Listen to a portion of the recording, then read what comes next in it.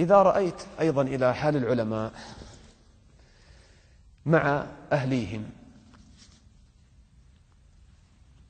وما خبر أويس القرني عنكم ببعيد، هذا التابع الجليل الذي كان باليمن وترك الهجرة للقاء النبي صلى الله عليه وسلم بسبب بره لأمه، فجلس في اليمن ومات النبي صلى الله عليه وسلم بالمدينة.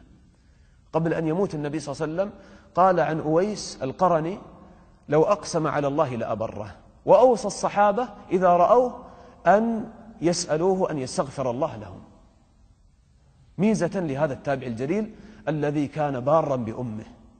أبو حنيفة رحمه الله تعالى كان يحمل أمه على حمار ويقودها ويمشي بها إلى أي مكان تريد، حتى ذهبت به ذات يوم إلى مجلس عمر بن ذر وهو أقل منه في العلم،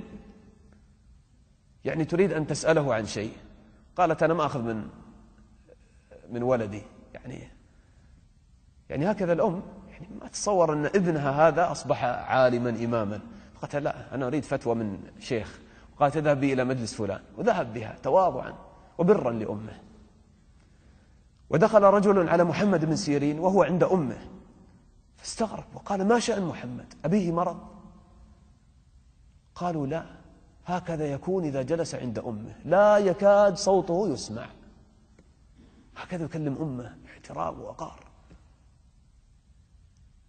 وهكذا مرة أحد السلف كان مع أبيه في السجن، فوالده رحمه الله تعالى يريد أن يتوضأ لصلاة الفجر والماء بارد، فماذا فعل هذا؟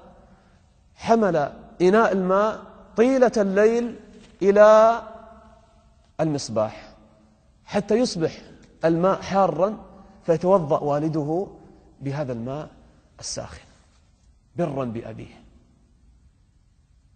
نسأل الله تعالى أن يغفر لنا ولآبائنا وأمهاتنا أجمعين.